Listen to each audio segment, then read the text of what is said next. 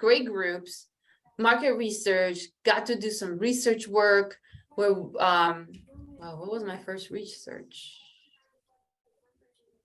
It was with the World Trade Center. And back when I was going to school, they were trying to figure out new markets for telecommunications, which is our internet.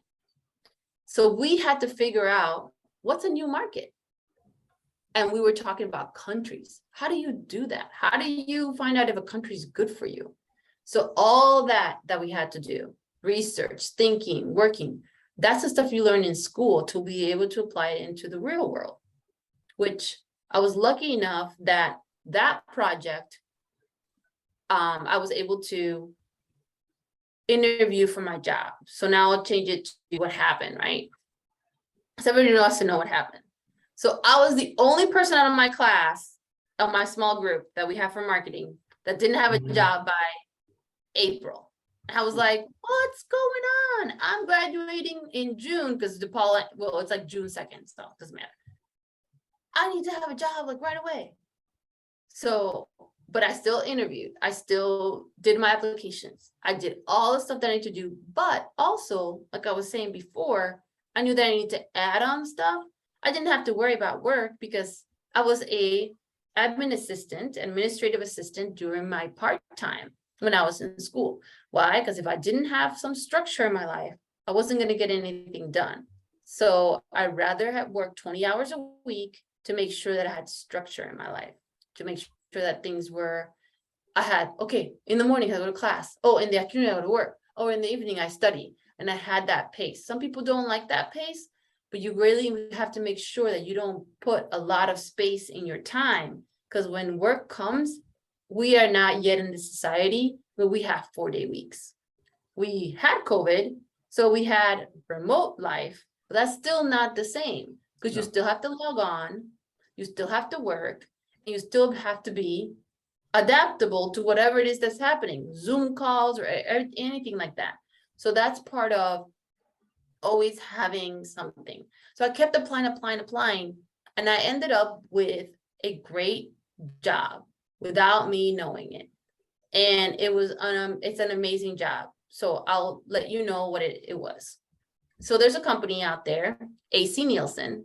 I think they got bought out a couple times. So they're back to being AC Nielsen and Nielsen. And a lot of people know them as the Nielsen ratings, which is the ratings for TV. Well, they actually collect all the data for consumers. So my job, I got hired as a global data analyst. And what does that mean? I get to look at the scans from the grocery stores and find out what products, okay, so back, so I ended up with a really amazing job.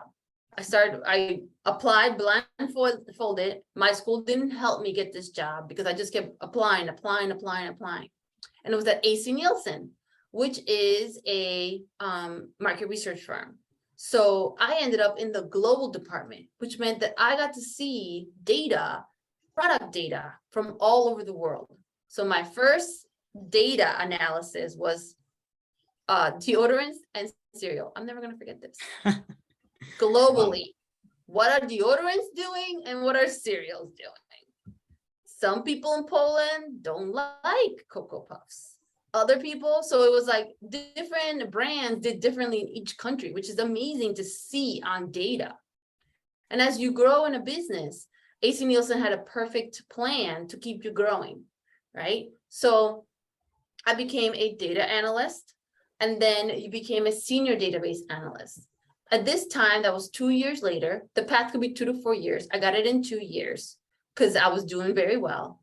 There was an opportunity for me to leave and work abroad for a year. And I jumped at it. I mean, I said, why not? And again, being flexible and adaptable. First, I had to be present. I had to do my job well to get to that promotion.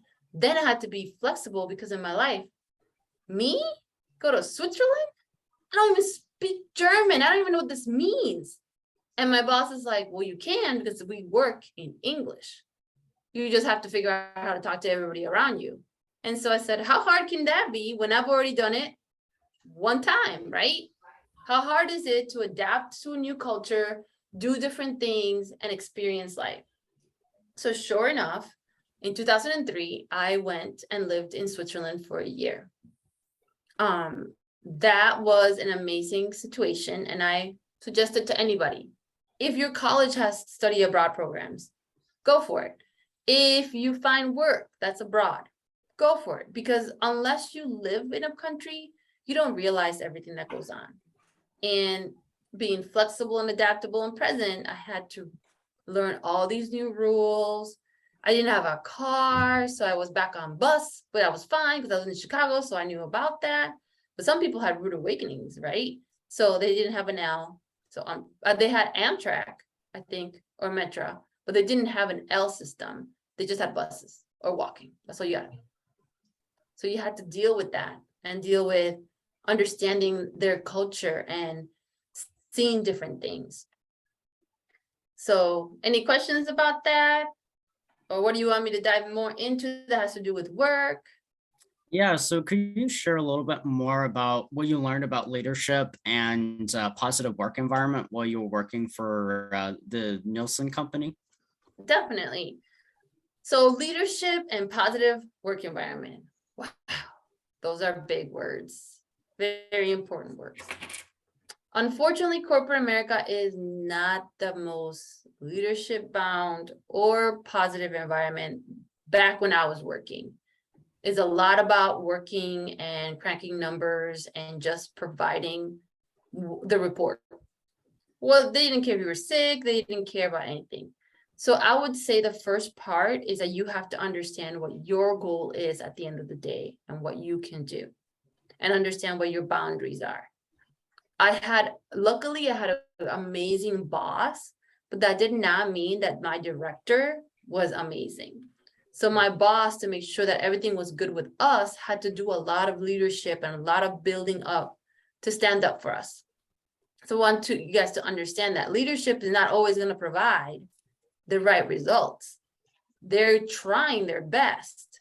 That doesn't mean that the result will still be profitable or good for the employee. They're trying. You know, they have their meetings and everything. Positive work environment, I want to say it starts with you. I am a happy-go-lucky person. I would show up to work every day like, hey, you guys, let's get this going. What's going on? Oh, you need help? I can help you. And understand like people that you can help people, you can do different things, and that lashes on. I mean, I worked with people that I had never worked with before. I worked with moms with older kids. I worked with, men that didn't come from the United States. So it was just like all these different types of places and people, you had to adapt to them. And then, then you're thrown into Europe, totally different environment. And again, positive work environment. As much as people want to talk about how Europe has a better life than we do, they do and they do not. Their working environment is great when they're off, not when they're working. They work as many hours as we do. It's just that they were working from home. So what I learned in Switzerland is that if I didn't get my work done in my office, I had to get my work done outside of the office. And I never wanted to do that. So I always stayed a little bit here and a little bit there, so I didn't have to take my work home. That's a boundary. That's something that you learn for yourself. I could take work home all day, right? But I have to be able to say, when I take my work home, when does it make sense? Am I just working just to work? Or is it something really key and important? And you always meet that person that says, oh, this is due tomorrow. And you just have to go, okay, and then check the timelines and make sure that you write yourself what's happening. And, oh, it's due tomorrow, but I don't know how. This happened a lot. I had a report due. Okay. Well, Turkey isn't responding. So my first year, I was like, Turkey isn't responding. I really don't know. Well, the next month, I already knew. They were on holiday. How am I going to get anything from anybody if they're not even in work? And they don't care if we're working, they're not working, right? So you'll get those out of offices in real life that say, I'm sorry, I'm not available. Or if you need me, call my cell phone. Or if you need me, here's my counterpart. But you know that person's already working their load and the other person's load. So you have to have the Yeah. expectations, right? Having the expectations, knowing what's going on, being able to do that. And I think that's a perfect segue to the struggles, right? The struggle is understanding what's the expectation of your jobs. Any job. For me, corporate America, I mean, it was great. They gave us, we would have like holiday parties, and then we would have like theme parties like Thanksgiving and Easter, all to keep the rapport going, right? But as budgets shrank, they started taking that away. But do you really need a Halloween muffin to make you feel good? Maybe, but maybe not. It all depends on what you're thinking about it, right? How do you place yourself in that environment? And that's the challenge that we all have. The struggle is figuring out how to make everything a positive situation, right? Yeah. And I love how you say it, like how you can make everything a positive situation, because you have the power to create a positive space, regardless of who your boss is and or their supervisor. As you share with us with your one boss, where they didn't have a great supervisor, but they were trying to make sure that everything was amazing, and you got the support that you deserve. Could you talk a little bit more about what you believe has made your bosses good, what you liked about them, and kind of how you've worked on developing those skills yourself? Yeah. A great heart, actually. My first boss was probably the best boss I ever had because he cared about each one of his employees. If they were having a bad day, if they're not having a good day, if something's going on, he stopped and cared. And I made sure that when I became a team lead, I carried that on into my life. Not that I was giving people excuses, but I understood where they were coming from. And it's one of the hardest things in corporate America is that when they ask you to time in, time out, it doesn't matter if your kid has a toothache. It doesn't matter if you, you got the people in front of you are the bus, and there's no way you were going to get through. And there it is, you're standing in line for the first time for 20 minutes and you're late for work. That happens all the time. But what is important is, are you working your hours? Are you clocking in and working the hours? And if you're not clocked in on time, say it right away. Hey, I got caught by the train tracks, or this happened, flat tire in the morning. What happens is that people are afraid to communicate and talk. So that was always what I always told my teams whenever I worked with them, is that I just need to know what is happening. I'm not judging what's happening. I just need to know. And if we have meetings, I need to understand what's happening with the project, if you need more support or not.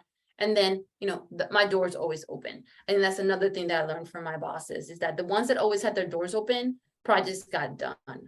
The one that always had their doors closed, oh, I'm in a meeting all day. Okay, that's good one day. But if you're in meetings every day, 5 days out of the week, when are you going to talk to your subordinates? When are you going to talk to your employees? When are you going to talk to your other team members? And so it's interesting in corporate America, you have to understand the layers. So there's like director, manager, the team leads, and then there's all the employees. And you can actually grow in every phase. And what I love about corporate America is that if you didn't like your department, you can move to another department. If you didn't like that section, ACNSUM was huge. I mean, they had offices in 175 countries, and they had 20 layers of employment. So let's say I found out something else I really liked about my job. There was actually that one little piece was somebody else's full job. But again, I had to research and talk and network with the people in my building to find out what was going on. And sometimes those jobs weren't even in my building. They were in another building or another state. So you always have to look at that. I think that we, as a society today, we want everything in front of us and clear and understood. And you have to dig, you have to check. You have to find out, hey, how come Department 5 has 7 openings out of 12? Is that because they're growing, or is there a problem? And some people like challenges, but other people, that's a red flag. Why is everybody leaving that department? Why can't they hire them? And that's, you can go for the money, but sometimes the money is not what we need to think about. What we need to think about also is what makes us happy. Hopefully we have both. But my first year, I was underpaid. I'll guarantee you that. Just because I came into the time in the economy where I missed that last bubble of work that was high. They were just starting to do low paying jobs for my career. Which as a career person, that's an interesting concept, right? Why would they pay us less? But that already has started when I had graduated. And then it took literally it took 20 years for the employees to have more power. But as you can see, you have to look, that doesn't happen forever. Market shifts, jobs change. The job that I used to do was never remote. Now it's 100% remote. All the people that I still talk to, they're working from home. They're not at the office because they're saving them real estate. They're saving them all these different things. That's new. You got to change, flexible and adaptable. If you want to stay in a business environment or whatever environment you want to stay on, you've got to be going with the times, and things change, and not say, well, I don't know how to do this. You got to learn how to do it. Yeah. So what advice do you have for people who are interested in getting into corporate America and kind of climbing that ladder? I would say research the companies you want. If you're in school, take your time and research and network. Maybe some of them do internships. Go into the internships. A lot of the times the internships get you the full-time job. If not, make sure that you're always applying for something, because even if, like I applied for different jobs, channel research, which means looking at the grocery stores only. Like I would just, for people in Chicago or Aurora, it's like, oh, what is Jewel doing? Or what Mariano's is doing, or what Myers is doing, versus where I ended up in global. And the only reason why I ended up in global is because somebody took my resume and passed it on to that department because I said it was bilingual. And that's another part of, I kept my Spanish at college level. And so I never had an issue with getting paid more money because I have a Spanish level education in college. I have an English education in college. So it's the same. Well, a lot of people either have a low level of English and a high level of Spanish, or a high level of English and a low level of Spanish. You have to be able to try to read and write and be ready. It's the same thing. You got to be ready for presentations. I never knew I was going to do a presentation. My next job, it was presentations every month to really high important people.